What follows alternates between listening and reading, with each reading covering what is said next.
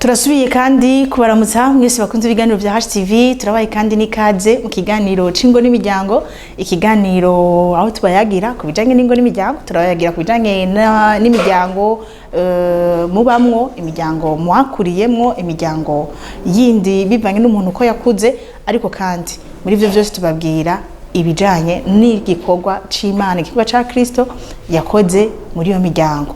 Mbega nk'abakristo imiryango yacu itegerezwa kuba imeze gute? Uno musi rero twashatse kubandanya n'ikiganiro twari twabakoreye ubwa mbere, aho twari twababwiye ni gute umwana yakwakira ubutumwa bwiza, tukashaka kujaga ku kiganiro kigira kabiri tubabwire mbega ubwo butumwa bwiza twari twababwiye mbega twokora iki kugira tubibwira abana. Mwarumvise yuko mu kubwira ubutumwa bwiza abana turabiguma tubivuga, tukavuga ivyo Kristo yakoreye ku musaraba, kandi tukanahakajya abana ko kumwakira ngaganza ubugingo bwabo. Kandi mwarumvise yuko tubabwira ko umwana yaba kuva kiri mu nda gushika akwiza imyaka 14 15 ariko karyo keza kuko biba bikiri byoroshe ko yakira Yesu nk'amwe n'umukiza. Rero twashaka kubabwira no munsi ni gute rero twibabwira mbega hoba hariho ibikoresho, hoba hariho uburyo twobivugamwo kugira ngo abana bashobore kuvyiapproprier, kugira ngo bashobore kubitahura vyoroshe. Dufise abatumire babandi nyene. Ibubamfu bwanje hari Pasteur Oswald, turamuha ikaze muri kino kiganiro. Murakoze cyane. Mu buryo bwanje hariho Madame Painette niyo kwigura, nawe nyene turasuye kumuha ikaze mu kiganiro cyane. Murakoze cyane. Twashaka tugenderako tunyarutsa tubatangwe n'ikiganiro n'ikibazo ca mbere. Pasteur Oswald asubira twibutse ubutumwa bwiza icari ico, kandi atwibutse mu ngingo zayo zose mbega n'ibiki twobwira umwana. Mbega n'ibiki twobwira umwana. Hariho ibintu dutegerezwa kubwira umwana kugira tuvuge yuko yumvise ubutumwa bwiza. Ica mbere tubwiriza kubwira umwana ivyerekeye Imana, tukamubwira Imana yariyo, ko ari Imana y'urukundo, ko hari umuremyi, kandi ko ari Imana yera, avuga ko utigeze ko icyaha n'icyaha ikora. Ico ni ikintu cya mbere gihambaye gose ko umwana atahura. Hanyuma icya kabiri dukwiye kumubwira icyaha, no kuvuga tukamubwira ko igituma akeneye gucungurwa yuko ari umuntu, kandi umuntu umunyavyaha, ari umunyavyaha. Ico kirahambaye gose ko acumva, kuko ari igihe kwimvira yuko we ushaka kwikiza ubwiwe umuntu umunyavyaha. Kandi ntidukore icyaha kubera dukuze, dukore icyaha kubera tuvukana kamere y'icyaha muri twebwe.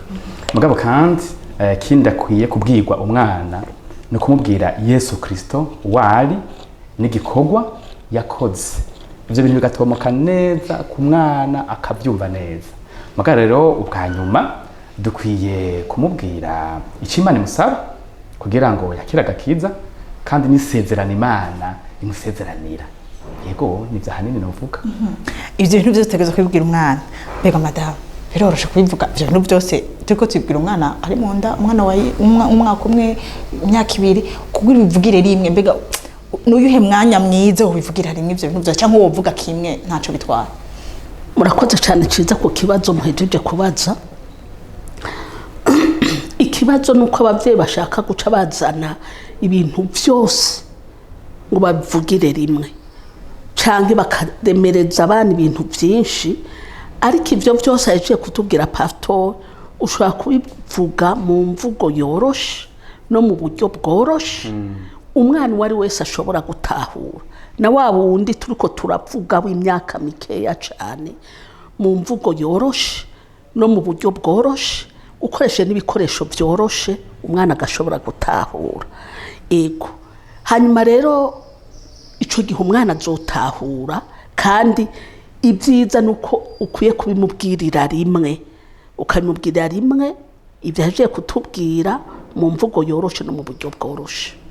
Ego ku buryo bworoshe nk'umwana hariho ubwo buryo mwishira hamwe wanyu, murafise ingene mu bikora n'ingene mu neza cyane. Tushaka kumva rero biri detail, hariho uburyo buri bugenewe abana banganuku, bugenewe abana banganuku, mu bitubwire ingene mwe mwabivyumviriye. Murakoze cyane. Turafise mwishiramwe rivuga ubutumwa mu bana mu Burundi ibikoresho dushobora gukoresha mu kuvuga ubwo butumwa bwiza mu buryo bworoshe. Ubwa mbere honyene nuko hari ico twita agatabo katagira amajambo. aka gatabo katagira amajambo urumva kavuga kaca mu ncamake ibyo bintu byose mu buryo bushobora gutahurika. Umwana akabwirwa Imana iyo ariyo, akabwirwa umuntu uwo ari we, akabwirwa Yesu uwo ari we, akabwirwa n'akaryo ko gushobora kwakira umwami Yesu, hanyuma tukamwigisha n'ingene ashobora gukura. Iki gikoresho ni igikoresho ciza cyane gishobora gusobanura ubutumwa bwiza.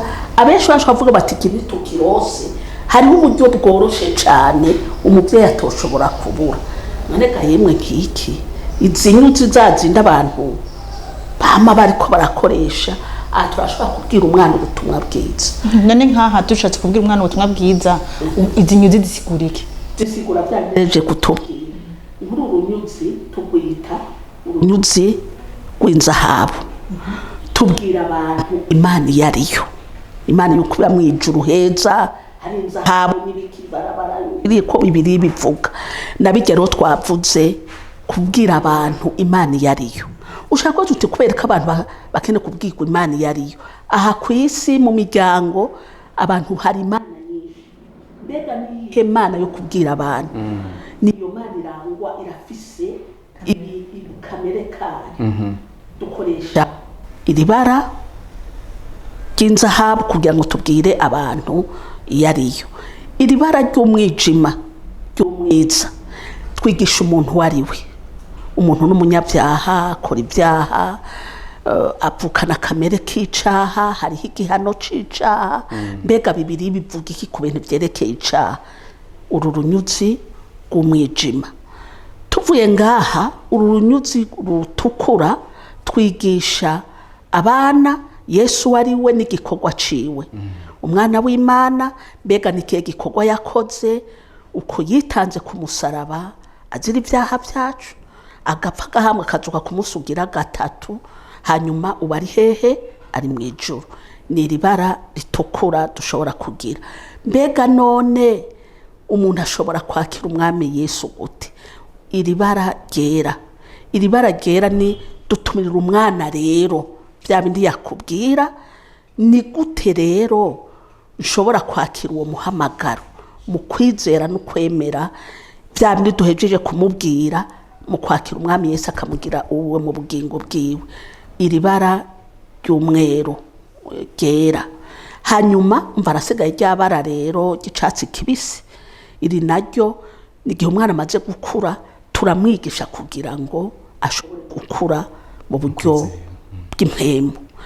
Ni utu tuntu dutandukanye. Utwo rero turi mu buryo bwinshi. Urashobora gukoresha ubu butambara busanzwe ubona ni ya mabara nyene aguma agaruka. Turafise ubundi bumenyetso butandukanye bwo gushobora kwigisha duhereye kuri bya bindi twariko turavuga, ugasanga umwana ashoboye mu mvugo yoroshe, umwana ashoboye gutahura agakiza kandi agakizwa dukoresheje ubu muri ibi bimenyetso. Apa y'ibyo turetse n'ibyo turafise ibitabo byiza cyane bitwigisha y'agakiza. Ibi ni ibitabo bitandukanye abantu bashobora kwiga bagaca bashiramwo ya nkuru y'agakiza mu nkuru za Bibiliya. Ibyo abana bariko barabona bakumva bakanabiraba bituma batahura cyane gusumba kubibabwira gusa tubasomeye inkuru muri Bibiliya. Ni sawa, ariko kubibona no kubyumva birabatabuza cyane. Umva ibi n'ibikoresho bimwe byinshi dushobora gukoresha kugira ngo tuvuge ubutumwa. Ibi bitabo rero tubifuse ari izi nkuru zitandukanye zo muri Bibiliya, byo mu isezerano rya kera, rishasha, ikimisiyonere n'ibindi ababyeyi bashobora gukoresha kugira ngo abana babo batahure nyezina mbega inkuru y'agakiza niyihe. Ego murakoze cyane. Murakoze namwe. Tuje kwa Pastor Swalide tumubaze tuti mbega ibi bintu ibi bikoresho ni by'abana bose gushaka ku myaka 15 cyangwa hari ahantu hagera ibiye ntubukibibereka? Murakoze cyane.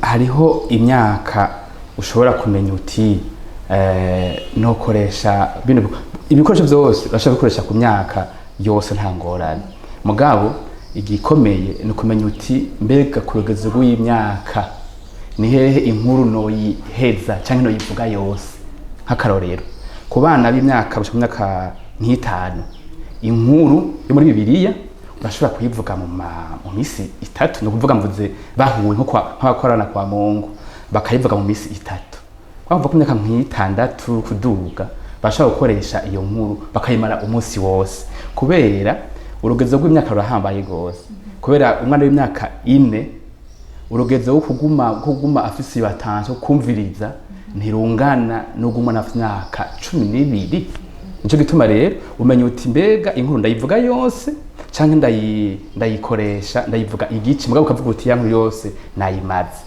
uretse rero n'ubu buhinga mu ishyamba rivuga utwagwiza mu bana urashobora gukoresha ama PowerPoint ibinyene ugakoresha ibinyene rero umwana wari wese mwaka yose ibikoresho mari ibinyene mugabo ukabikoresha bivanye n'imyaka baba bafise ego aho rero tukoma tuje muri bimwe twita la pratique genre tuvuge ibintu ibinyene turiko turavuga hari ibibazo abana babaza iyo babwiye ibi bintu nk'ubu nabonye ngaho umutima wirabura umwana umweretse umutima wirabura nashaka numve madame Painette ashaka kubwira ati umutima wirabura urabaho ko mu buzima busanzwe uvuga bati urera umutima w'umuntu urera n'umutima w'umuntu urera cyangwa uratukura kubera cyangwa wirabura gute murakoze cyane iki ni kibaza abana bakunda kubaza cyane kandi natwe n'abavyeyi canka abigisha turakunda kubibabwira cyane kwa nibuka igihe umwana we wanje agifise imyaka 3 4 yabonye umutima w'inkoko ijya ufyonza amaraso urazi yuko aza yirabura acambwira ati mama ati inkoko yakoze ibyaha byinshi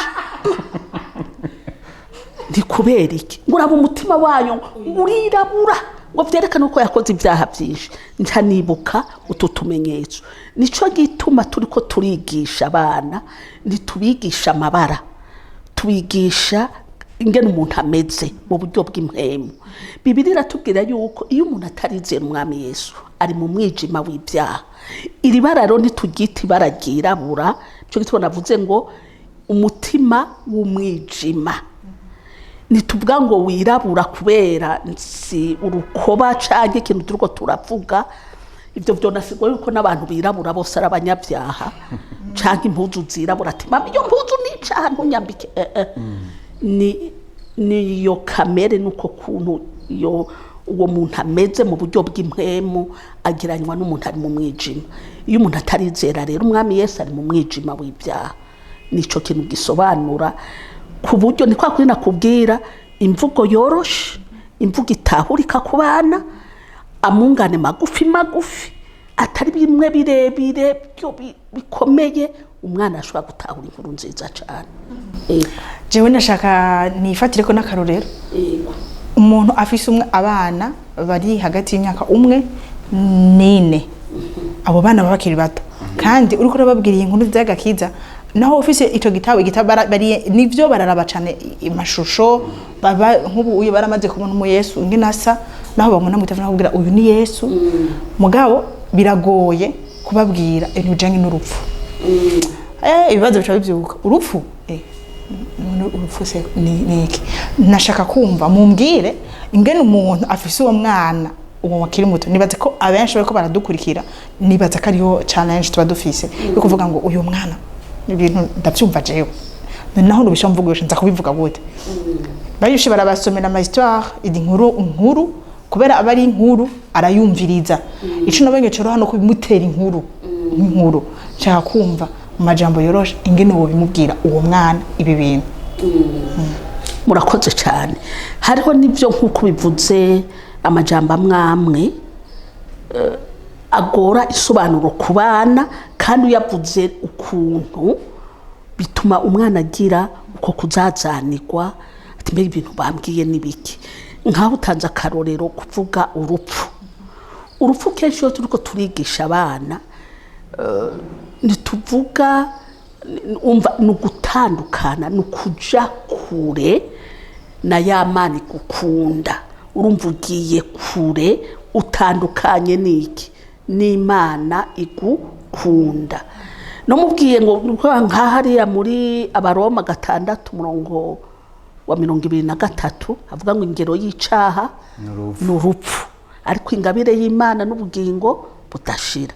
Umva uvuze ubwo rupfu ntabwo ari urupfu abantu basanzwe tubona abantu bapfa babajana kubahamba, ariko n'ugutandukana no kuja kure n'Imana. Imana iri ahantu heza mu ijuru, nawe uri ahantu ho kubabarizwa. Uko niko dukunda kubabwira abana. Tidukunda no kuvuga cyane ngo urumva ngo uzoja mu muriro urapfuye uratokombeye. Nibyo kenshi usanga abavyeyi bumva umenga nivyo byoroshe. Wako wibye ngo wewe urahiye oya ugiye kure n'Imana igukunda. Tubibaza umuntu yagukunda ukaja kure yiwe si byiza. Guma hafi yiwe mukureka gukora ibintu bimubabaza. Nizo mvugo zoroshe kugira ngo abana bacu ntibazazanikwe. Ego mbere ko dusozera kino kiganiro ibintu bisezeje umutima wanje. Icambere nuko tuko turavugira ubutumwa bwiza abana, ntidushira umutima kuri ibi bikoresho dukoresha, dushira umutima ku butumwa bwiza tubabwira, kuko tuzi ko ari bwo buhindura abana. Mugabo abana barabikeneye gose kuko bageze mu gihe baroherwa no kwakira ibintu babona batumva gusa. Mugabo umweretsisho gusa ntubwire ico isigura nkuko ariko tubwira ingene umuntu ameze, ico Yesu yakoze twaduhushije gose, ico kirahambaye. Ikindi numva novuga wari ko ravuga ni ingene abavyeyi tworerwa no kuvuga inkuru yo muri Bibiliya, ukamengo niyo abana bumva. Nikosa ribi gose kubwira umwana inkuru itarimwo ubutumwa bwiza. Umeze nka wa muntu yofata ca kinini kirumije, hanyuma ukacufata kajya gafu ukacugakuramwo, ukacusubira ukarumya, hama ukacumuhangumira, uzi ko biza gufasha uwo muntu kurwaya afise. Mbega umuntu yokira ashobora gukira gatoya. Ni nk'igihe uvuze inkuru mugabo ntuyishiremwo ubutumwa bwiza, niko bigenda. Cyitwa bihambaye gose ko mu nkuru tuvuga mu kwigisha abana bikoresha bino bikoresho turitonda tuti mbega twavuze inkuru mugabo iyo nkuru twayishizemwo ubutumwa bwiza. Rero wo bikenera ishira muri ubutumwa bwiza mu bana niho riri ryo bafasha. Cyo n'umwigisha wanje uvyerekeye gufasha abana. Rero nibaza ko nubwo ubwo buhinga magandi bunagoye, isifuza ko umuntu agira uwo mwete kuvuga uti kugira ngo ndare amafaranga kugira umwana afungure, ingene ndari ivyo mfasha kugira umwana amfashe muvyerekeye ubuzima bw'impemu byoshoboka nazo nyene. Murakoze cyane, ariko nitwarangiza tutagize nk'agakino tuvuge duti turiko nk'ubu akarorero turiko ndo muvyeyi nshaka kubwira ubutumwa bwiza umwana wanje afise imyaka 2 canke 3 canke 4. Nshaka rero numva ingene no mubwira iyi nkuru nziza y'agakiza hama akagera naho yakira umwami Yesu. Muca muraba ingene mubwira namba uyari wabo umuvyeyi ubundi uyu nabo umuvyeyi uyaba umwana kubera wavuze ko uri umunyeshure. Je ubona je umunyeshure we gose yo yarafashije gose niwe yankaboye ubwenge. Reka dukoreshe kwanza utu tubona cyane, turaca ku mayange gusa kugira ngo abantu bashobore gutahura ingene bashobora gukora. Mwana ni sawa? Yego ni sawa. Mbwira ngaho ubona hari ishusho imeze gute? Mbona umuzingi uhese wugaye. Uyu muzingi uhese wugaye utwibutsa Imana yariyo. Imana ntifise intango kandi ntifise iherezo. Imana yamyeho, iriho kandi izokwamaho. Mbega Imana ni iki? Imana n'urukundo, nukuvuga ikunda abantu bose. Nawe we mwana iragukunda. Vuga uti Imana irankunda. Imana irankunda. Iragukunda kubera niyiguha ivyo urya. Mama yakugaburiye kino munsi. Umukate. Imana niyo yahaye ubwenge bwo gukora abantu ngo bakora imikate. Imana niyo yaduhaye amazi tunywa. wumva imana itadukunda cyane imana nituzigama mu ijoro no ku murango iyo mana ikunda abantu bose kandi iyo mana n'umuremyi niyo yakuremye niyo yaguhaye iki amaso umushatsi uko wewe umeze waremwe iki ni imana iba mu ijuru kandi ni imana yuzuye ukwera ni ukuvuga nta cahigirane ikora ijambo ry'imana riratubwira muri Yohana 3:16 havuga yuko kuko urukundo imana yakunze abari mu isi ariko mwana hari ikintu kitazoshobora kuja mu ijuru ico naco ni icaha ntikizoja mu ijuru kubera iki icaha nico kintu uvuga wiyumvira ukora kidahimbara imana kandi abana benshi bangana nk'uko kwawe nawe twana dutoya turakora ibyaha hariho abana uhora wumva nk'iyo umuntu amusabye ngo mpako acagira gute ngo ndase agaca anyegeza aba yimanye sibyo ico ni icaha kwimana hariho n'abandi bana iyo mama mutumye ngo ndase uramaze kubabona ico ni icaha kandi Bibiliya itubwira yuko abantu bose n'utwana dutoya twakoze ibyaha mu Baroma 3:23 kandi icaha ico ari cyo cyose ukora kirafise igihano uja kure n'Imana yamana iri mu ijuru nawe ukaja ahantu habi wumva icaha kirafise igihano kibi kandi ukwiye kumenya ko gituma umuntu akora icana kubera yavukanye ugushaka gukora icaha ariko kubera urukundo Imana igukunda yarateguye umugambi mwiza cyane kugira wewe na jewe tudahanirwa ibyaha byacu uwo mugambi ni Yesu Kristo ni umwana w'Imana kandi ni Imana n'umugororotsi nta cyaha yigeze agirane akora ariko Imana yaramurungitse ngaha ku isi yishira ku igihano c'ibyaha byawe we nta cyaha yakoze ariko yise ku igihano c'abantu bose aja mu gishingo cacu mu kwemera gupfa ku musaraba abantu baramufasha baramubamba ku musaraba mucumita imisumari ngaha mu kiganza no ngaha no ku maguru mucumita icumu ubatse ko wavuye ikigamwana amaraso ijambo ry'Imana tubwira mu Baheburayo 9:22 avuga ngo hatavuye amaraso ntihaba guharikwa ibyaha iyo Yesu adatanga amaraso yiwe ibyaha nivyo kuvuye ko uburiwe woje hahandi ho kubabarizwa ariko Yesu yaratanze amaraso kugira ngo ibyaha byawe biharikwe Yesu yarapfuye ariko umusaraba ariko nyuma y'imisi ngahe gira guti ine ngahe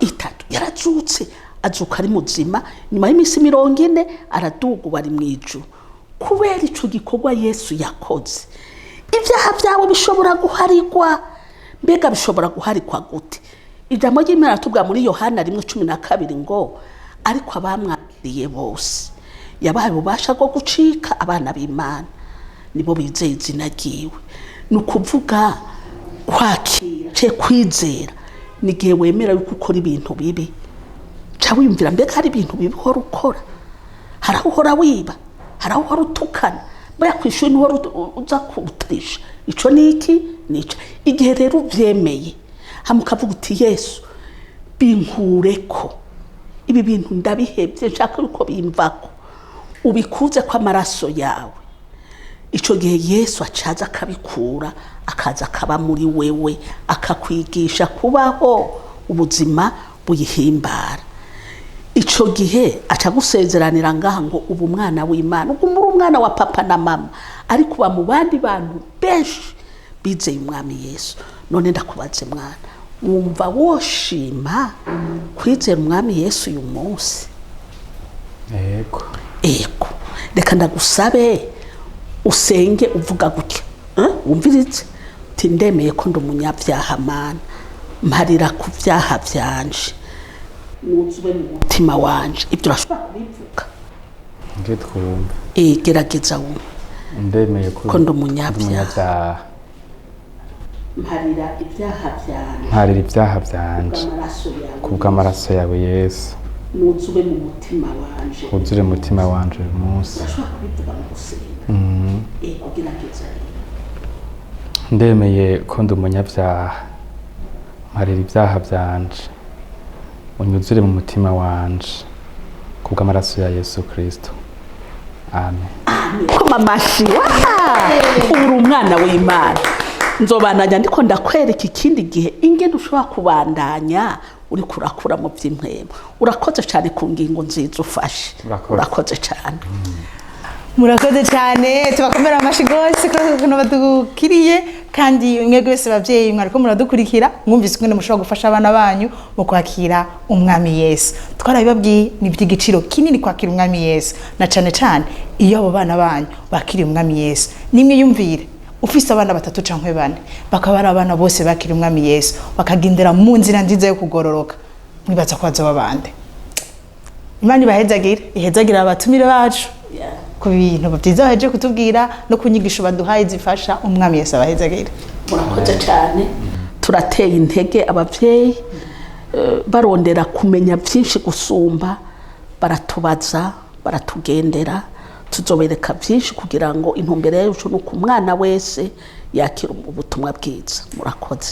Murakoze namwe mwese mwariko murakurikira ibiganiro bya HTV ubuntu bw'Imana bugure mu ngo zanyu no miryango yanyu kandi turabifurije ko mugira ingo zirimwe abana bamenye Yesu bakiriye Yesu aho mugoma muvuga inkuru nziza y'agakiza mu ngo zanyu bikabuduza umunezero bikabatera gushaka kuvuga ngo tuzokubona ryari Yesu wowe watubambiwe wowe wadupfiriye kuburyo umwana wese ahantu hose agenda aba yumva ashushe ashaka kugumana na Yesu. Ubuntu bw'Imana bugure mu ngo zanyu no miryango yanyu umwami Yesu abahezagire.